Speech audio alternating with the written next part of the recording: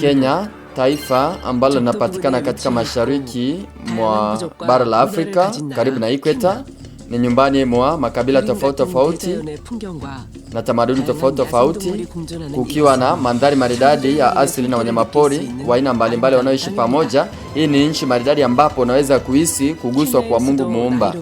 Nairobi ndio capital city ya Kenya, na kuna kanisa pale ambayo inaeneza maneno ya uzima, kueneza injili ya utakaso kote Afrika na kuokoa nafsi wengi, kuelekeza kwa Bwana, ambao ni Nairobi Main Church, na akirithi huduma ya Afrika kutoka kwa Bishop Chong Myong Ho alianzisha huduma hii kutokana na crusade ya mchungaji mtangulizi ya 2001.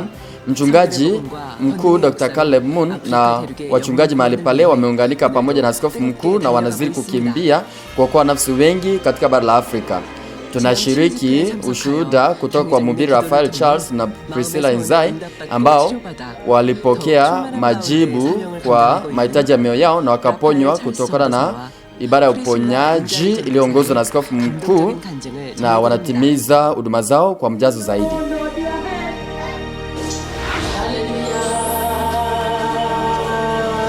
Tutakuwa mashahidi wa Bwana. Mimi naitwa Raphael, natumika kama mhubiri na Nairobi Main Church, Kenya. Nilifikia kujua kuhusu Main Church 2014. Juu ndugu yangu aliniongoza kujua kanisa hili, lakini kitazama nyuma nilijua Main kitambo 2001 wakati askofu mtangulizi alitembelea Kenya. Wakati ule kanisa la Nairobi Main walitengeneza flyer kwa sababu ya crusade ya 2001, na pia wakazipeleka kila mahali. Hata kama nilikuwa mtoto wakati huo, nilipata tu karatasi moja na nikaitia kwa mlango wa nyumba yetu. Nakumbuka nikiweka kwa mlango juu, niliwazia ujumbe ulikuwa mzuri: viwete watatembea, vipofu wataona, na wasioweza kuongea wataongea. Hiyo ilikuwa ni 2001. Wakati ulipozidi kupita, sasa 2014, wakati nilikuja Nairobi kwa ajili ya kuingia university, nikapatana na ndugu yangu mkubwa ambaye alikuwa anasomea university ile ile, pia alikuwa mshirika wa Main Church Nairobi, akanijulisha kuhusu kanisa hili. Kwanzia wakati ule nimekuwa nikihudhuria Main Church, na pia nimefikia kuelewa neno bora zaidi. Hata kama wazazi wangu wote ni wa umri mkubwa, babangu anafanya ukulima na pia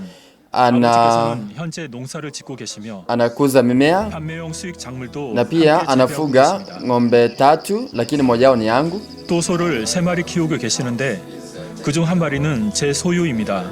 Nilinunua ng'ombe hii mwaka wa 2021. Babangu anazidi kuishughulikia kwa niaba yangu. Wakati ule nilikuwa nafanya kazi mahali fulani. Baada ya ile kazi kuisha, nikatuma pesa fulani nyumbani, na babangu akatumia pesa ile kuninunulia ng'ombe.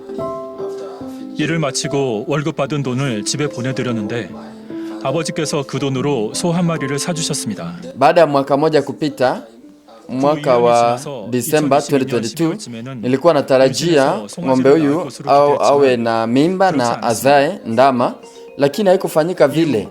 Nikazidi kuwa natumaini kwamba ndama atazaliwa mwaka wa 2023, mwaka wa 2024, lakini hakukuwa na matokeo yoyote.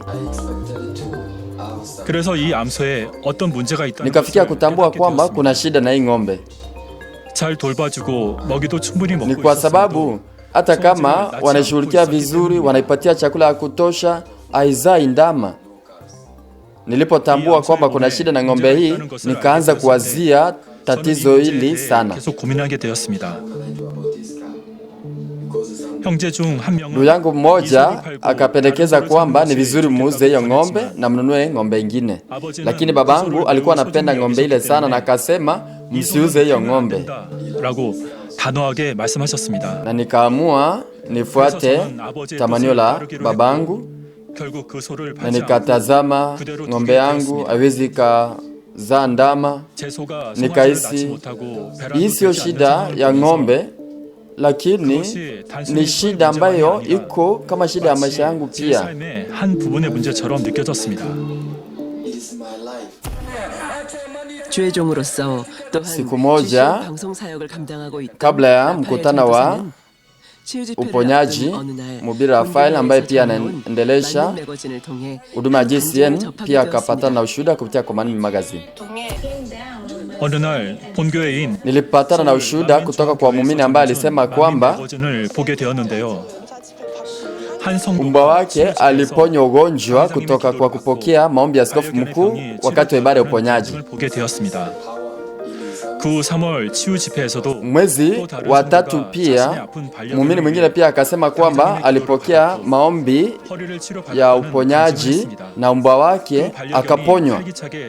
Nikaona mbwa akikimbia kimbia hapa na pale akiwa na nguvu. 반려견이 치료된 것을 확인할 수 있었습니다.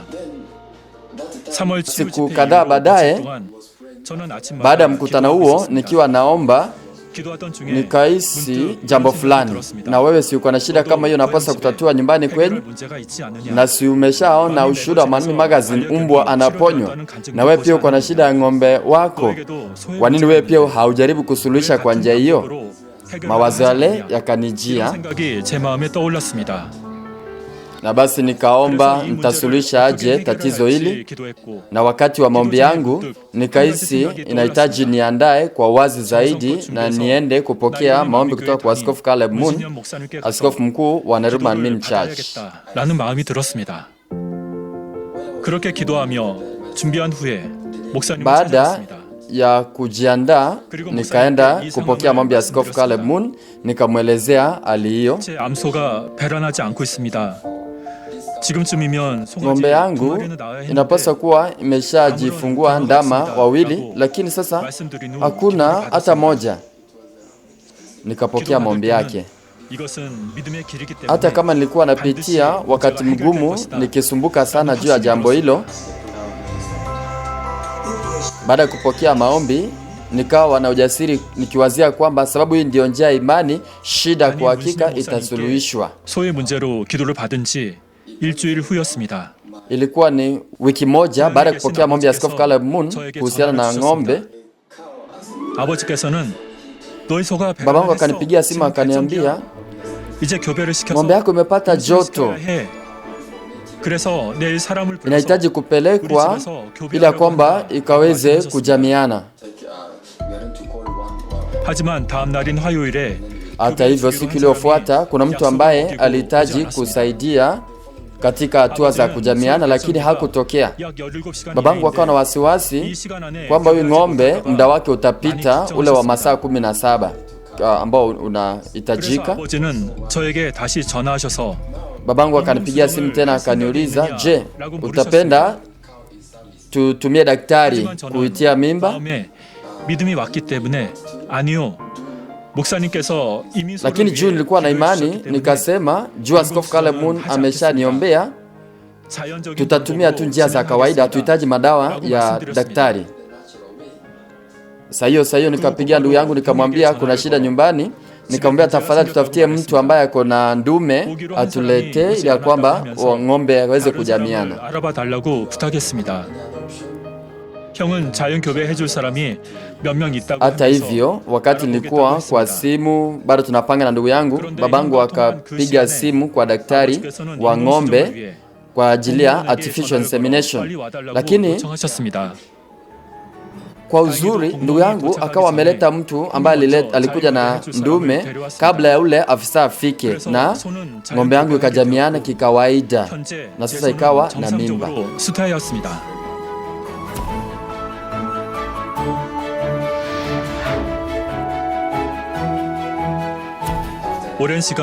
Na juu ng'ombe yangu ilikuwa haijakuwa na mimba kwa muda mrefu, ilikuwa ni ya kustaajabisha sana na ni jambo la kushukuru. Ikawa ni chanzo cha shukrani na imani kwangu, na nashukuru Askofu Caleb Moon kwa kuniombea na kuombea ng'ombe yangu. Kupitia maombi yake Mungu alitenda kazi na wasiwasi yangu kuhusiana na ng'ombe ikawa imeondoka. Ng'ombe ambayo ilikuwa haijapata mimba kwa muda mrefu ikapokea maombi, ikakuwa na mimba, na hatimaye akapokea ushuhuda kuona maisha mapya akiwa amezaliwa. Kwanza nashukuru Baba Mungu kwa kunijibu tamanio la moyo wangu, Mungu alinihurumia na akaponya ng'ombe yangu ambayo haikuwa inashika mimba, na pia kupitia kwa hiyo akanipatia ustarehe. Nashukuru sana juu nimeweza kuhisi nguvu za Mungu ambaye anafanya kazi kupita kimo cha wakati na mahali. Na pia napenda kushukuru askofu mkuu kwa kuongoza ibada za uponyaji na kutuombea kila wakati. Ushuhuda wa mshirika ambaye alipokea uponyaji wa mbwa wake kupitia kwa maombi ya askofu mkuu ikawa ni chanzo cha imani kwangu. Na pia nashukuru GCN Broadcasting maana wanakusanyisha ushuhuda wa washirika wetu na wanashiriki na dunia yote. Maono yangu ni kwamba napo zili kufanya kazi kwa GCN huku Nairobi, nitazidi kusaidia washirika wetu wapate imani kupitia kwa maushuhuda. Naamini kwamba shida tofauti maishani mwao pia zitasuluhishwa kupitia kwa imani. Nashukuru na sifu jina la Bwana. Haleluya.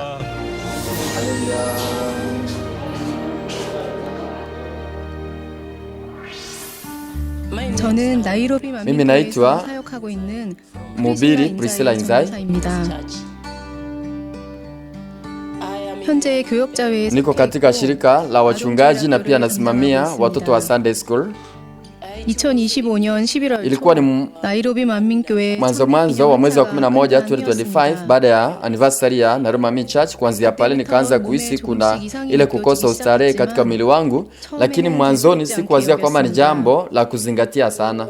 창립 행사 준비로 인한 Nikawazia kwamba ni sababu ya uchovu ambao juu ya kufanya kazi kwa muda mrefu, na nikawazia kwamba nitapona kwa haraka. Na wakati nilikuwa naomba mbele za Mungu, nikazidi kutekeleza huduma yangu kama kawaida. 토요일 오후 2시쯤 교회에 도착했을 때는 몸 상태가 큰 이상이 없는 것 같아서 괜찮다고 생각했습니다. 그날 저는 담임 문신영 Mchungaji Victor alikuwa ameniomba nisaidie maandalizi ya huduma ya Askofu Caleb Moon wakati alikuwa anajiandaa kwenda Kakuma. Nikaanza kusaidia kwa ajili ya maandalizi, na baada ya kumaliza kazi ile nikarejea kwa ofisi, nikaketi kwa meza yangu, lakini nilipoketi tu chini nikaanza kuhisi uchungu kwa mwili wangu tena. Nikaanza kuwa na maumivu ya kichwa, nikaanza kutetemeka, nikawa na joto kali, ikawa ni vigumu sana hata kuketi vizuri. 결국 저는 그레고리 장로님께 집으로 Na hatimaye Elder Gregory akanisaidia, nikarejea nyumbani nikapumzika. 쉬었습니다.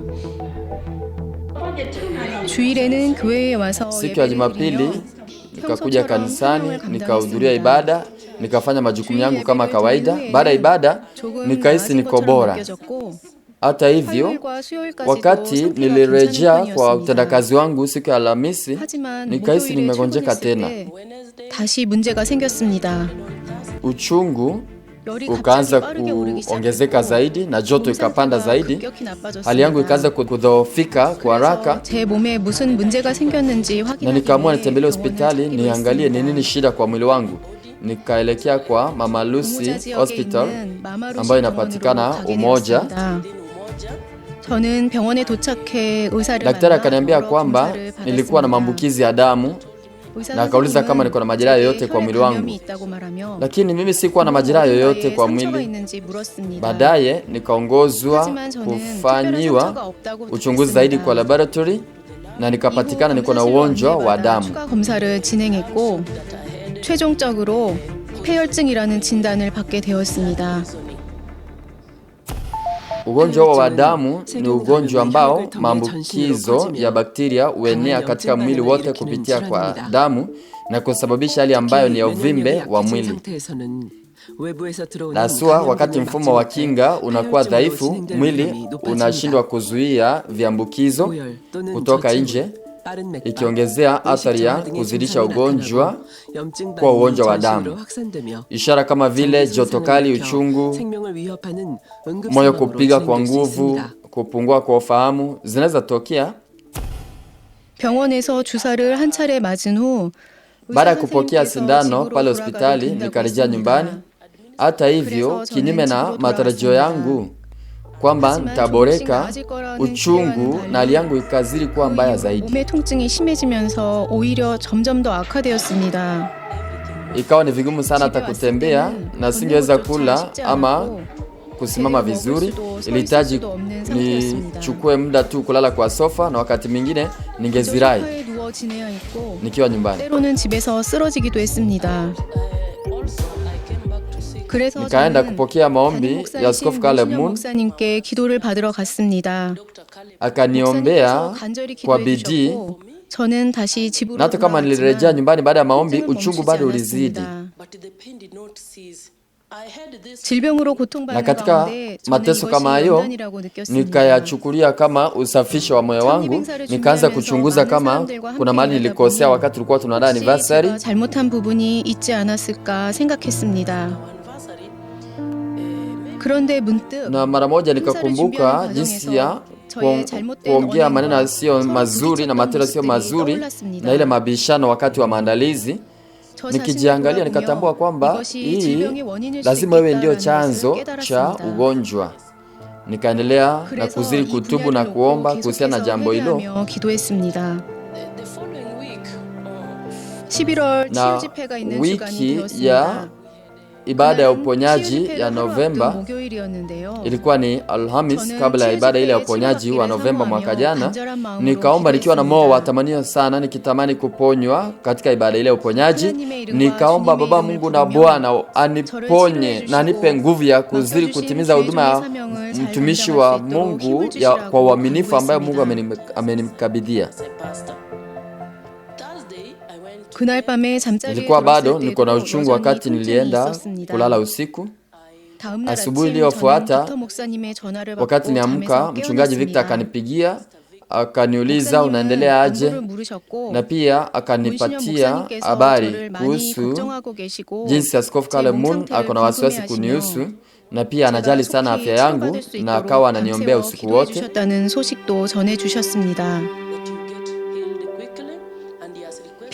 Na mchungaji Victor akawa amenihimiza sana kwamba nihudhurie ibada ya uponyaji hata kama niko mgonjwa. Nikasimama, nikaomba mbele za Mungu, nikasema, Baba, tafadhali nihurumie. Kupitia kwa Roho Mtakatifu nisaidie nitambue kila ambacho nimekosea ili kwamba nitubu zaidi. Baba, tafadhali nihurumie. Baada kuomba vile nikahisi jambo fulani ndani mwangu. 제 안에서 무언가가 느껴졌습니다. 마음이 mawazo yangu yakawa na amani. Nikahisi kana kwamba kuna kibaridi ambacho kilikuwa kinapita pale nilikuwa nimejilaza. Nikahisi kuna nguvu zinapanda katika mwili wangu na nikaamua lazima niamke na nijiandae kwenda kwa ibada ya uponyaji. Lazima nihudhurie, haijalishi hali iko aje. Imani ikapandwa ndani ya moyo wangu baada ya kusikia mchungaji Victor akiniambia kwamba Askofu Caleb Moon amekuwa akiniombea usiku wote.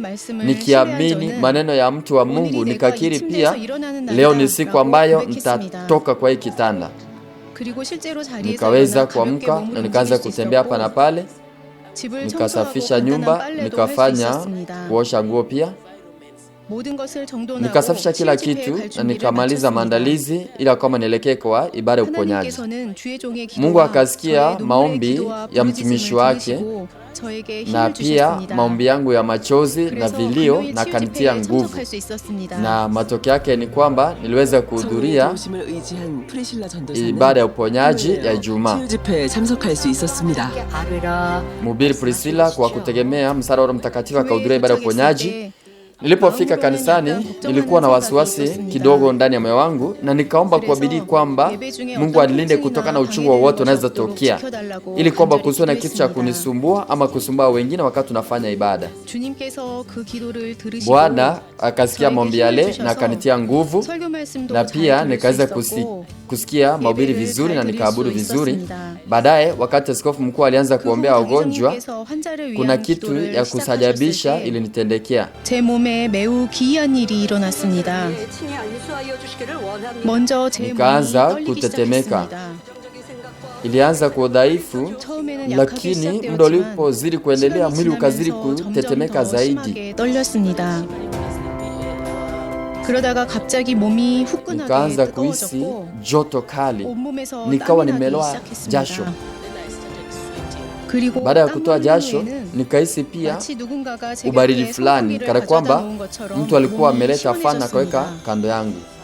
그때 저는 Nikaanza 기도하고 kupeana maombi ya 있었는데요. shukran kwa Baba 하나님 Mungu. 아버지께 감사 기도를 드리기 Nikashawishika kwamba 시작했습니다. Mungu alisikia maombi yangu 하나님께서 na maombi ya 저의 askofu 기도와 mkuu na 당회장님의 akaniponya 기도를 kabisa. 들으시고 저를 완전히 치료해 주셨다는 확신이 들었습니다. 제가 그날 금요일에 Na tengia 침대에서 niondoke kwa 일어난 kitanda 이후부터 Juma 지금까지 ile, 다시 sikuwahi 아파서 rudi 눈물 tena 일이 없었고 kwa kitanda juu ya uchungu na sina 몸에 uchungu wote 아무런 kwa mwili 통증이 wangu, 없고 niko na 아주 afya njema. 건강합니다.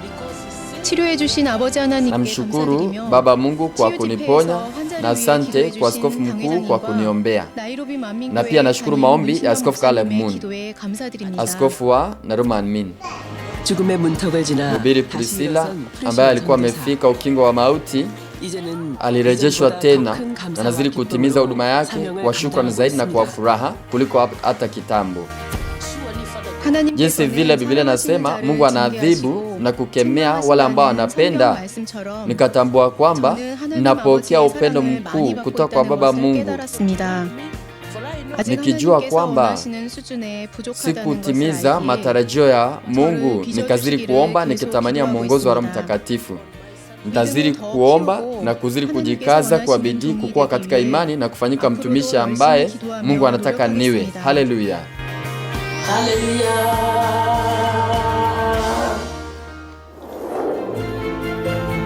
Lakini mtapokea nguvu akiisha kuajilia juu yenu Roho Mtakatifu, nanyi mtakuwa mashahidi wangu katika Yerusalemu na Uyahudi wote na Samaria na hata mwisho wa nchi. Ushuhuda ambao unashirikiwa na wale ambao wameshapokea majibu kwa matamanio ya mioyo yao na wakapatana na kazi ya uponyaji kupitia kwa mambo yanayopita kimo cha wakati na mahali, kupitia kwa nguvu za Roho Mtakatifu ambazo zinatumwa na Bwana, ikawa ni imani kwa waumini, ikabadilisha maisha yao. Na sasa 이제는 이 치유의 체험이 majibu yale kutoka kwa ibada ya uponyaji inatumika kama mfereji wa neema wa kuelezea upendo wa Bwana. 오늘도 우리는 성령의 Na leo hii pia tunatumainia kwamba tutaishi kama mashahidi wa Bwana hadi mwisho wa dunia, tukitegemea nguvu za Roho Mtakatifu.